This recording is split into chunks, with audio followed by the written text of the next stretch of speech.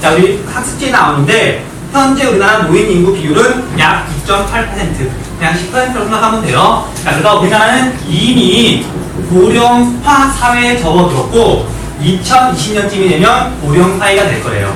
그 머지않아 초고령 사회가 될 건데 문제는 이렇게 변하는 속도 있죠. 빠르기가 역시 세계 1등이라는 거. 세계에서 가장 빨리 늙어가는 사회가 우리나라 사회예요. 자, 그래서 이거에 대한 대책에 대해서 굉장히 잘 물어볼 건데 꼭 대책은 하나밖에 없죠. 애 많이 낳을 수밖에 없어요. 출산이 높이는 수밖에 없어요. 그래서 각종 출산 장려 정책을 펴야 하더라. 그런 내용들이 아마 나올 거예요.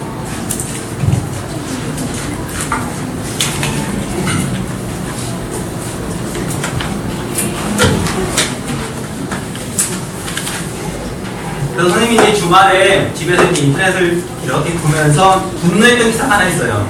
뭔데요? 김남주가 둘째를 낳으면서 출산 장려금을 100만 원을 받았대요. 그러니까 왜? 행정 구역마다 달라요. 지방 자치마다 달라요. 그래서 3명 낳아도 안 주는 데도 있고 2명께 주는 데도 있고. 자, 그런데 문제는 우리나라는 애 낳기 뭐 귀찮아서 안 낳는 게 아니라 사실 애 낳아서 키우는 게 너무 힘든 나라잖아요. 돈도 많이 들고. 근데 김남주 같은 사람이 사실 5명을 낳아서 6명을 낳고 시간도 많고 돈도 많잖아. 그래서 자기도 그러니까 그런 사람들이 2명 낳아서 출산 장려금을 받았으니까 다른 사람들도 애를 낳으라는 기사였는데 뭐 준비가 돼 있어야 뭐 애를 낳지. 애를 낳아서 키울 수 있는 환경을 만들어야 애를 낳지. 그런 상황에서 애만 낳으라 그러면 애를 낳나. 그쵸? 그러니까 그 기사를 보고 굉장히 좀 분노했어요. 보통 사람들은 애를 낳고 싶어도 못 낳아요. 키울 수가 없으니까. 자,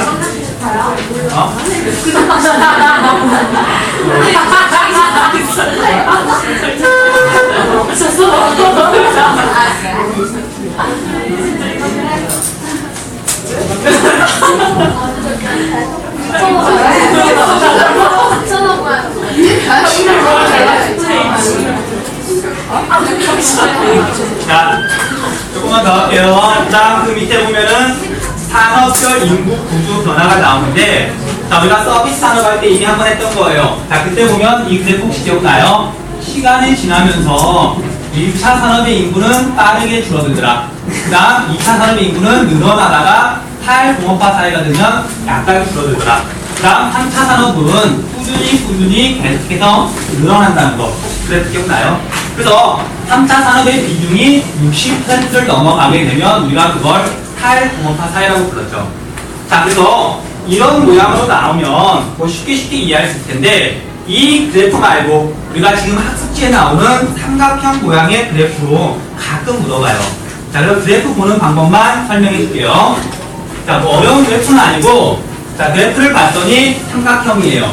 자, 이렇게 삼각형을 쓰는 이유는 표시할 게 2가지만 있으면 X축, Y축 나타내면 되는데 얘는 표시할 게 3가지란 말이에요. 그래서 이쪽이 지금 1차라고 써있고 이렇게 올라가면서 수치가 높아진다고 그러죠. 자, 그래서 여기가 0%, 여기가 100%. 자, 그럼 수치를 어떻게 읽는 거냐면 여기에 점이 만약에 하나가 있다.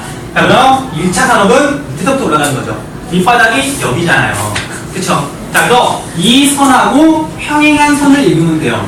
평행한 선을 읽고 이 선을 따라서 여기에 와서 여기 수치를 읽으면 되는 거예요.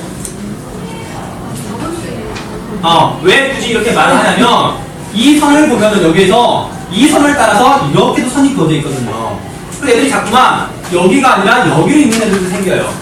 자, 1차 산업을 읽을 때 선이 여기가 있으니 헷갈리니까. 자, 그럼 다시 자, 1차 산업의 값을 읽을 때는 밑바닥이 여기잖아요. 자, 밑바닥이 여기 이 선이니까 이 선하고 평행하게 올라가야 돼요. 그래서 그 점을 지나는 이 선하고 만나는 1차 산업의 비중, 거기를 읽으면 되는 거예요.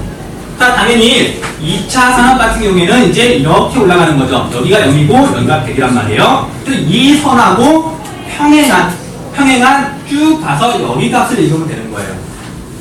한 번만 읽어볼 줄 알면은 나중에 헷갈리진 않아요. 근데 한 번도 안 읽어보면 나중에 이런 그래프가 나오면 몰라요. 그 다음 마찬가지로 3차 산업 같은 경우에는 이렇게 수치가 커지는데 여기가 0이고 여기가 100이래요. 그럼 여기하고 평행하게 그어서 여기 값을 읽어야 되는 거예요. 오케이? 자, 그럼 자기가 읽었는지, 제대로 읽었는지, 잘못 읽었는지 나중에 검증하는 방법. 여기 값, 여기 값, 여기 값을 더하면 100%가 나와야 돼요. 이건 비중 100을 갖다가 3개가 얼마나 많은 비중을 차지하느냐, 그걸 나타내는 그래프이기 때문에 자기가 읽은 다음에 합쳐서 100이 되는지 꼭 확인해 봐야 돼요. 자, 그래서 한번 읽어볼게요. 자, 1960년 같은 경우에는, 찾아보세요. 1960년 같은 경우에는 1차 산업의 비중이 몇 %예요? 60% 조금 넘죠. 63 정도. 그 다음 2차 산업의 비중은 10이 조금 안 되죠. 읽을 줄 알겠어요? 그 9% 정도. 자, 3차 산업의 비중은 30이 좀 안 되죠. 30이 좀 안 된단 말이야. 그래서 27% 또는 28% 정도. 자, 그래서 3개를 더하면 100이 나와야 돼요. 자, 그래서 자기가 만약에 1차 산업 여기를 읽는 게 아니고 여기를 읽었다. 그럼 2차 산업의 비중은 여기를 읽을 거예요. 그다음 3차 산업의 비중은 아마 여기를 읽을 거란 말이에요. 자, 그런 식으로 잘못 읽으면 값이 200이 나와요. 3개를 더한 값이.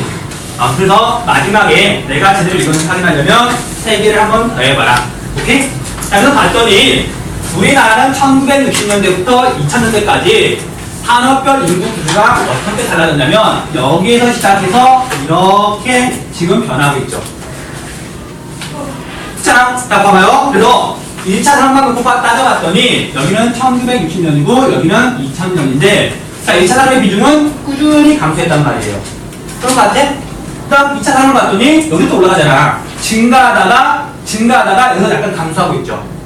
그렇잖아. 그 다음 3차 산업의 비중은 이렇게 가는 거니까 꾸준히 증가하고 있잖아요. 그래 안 그래? 자, 그래서 그래프에서 보면은 산업별 인구 구조 변화가 이런 식으로 지금 변하고 있다는 거, 이것도 좀 알아주세요. 그래프 보는 방법만 알면 뭐 문제는 뭐 쉽게 풀 수 있는 문제니까 그래프 보는 방법만 익혀주세요. 점을 따라서 그냥 뭐라는 점을 따라서 보면 저 퍼센트가 지금 이렇게 있는 거예요. 그치, 1960년대, 1970년, 1980년, 1990년, 2000년 지금 이렇게 변하고 있잖아요. 그치? 시간이 갈수록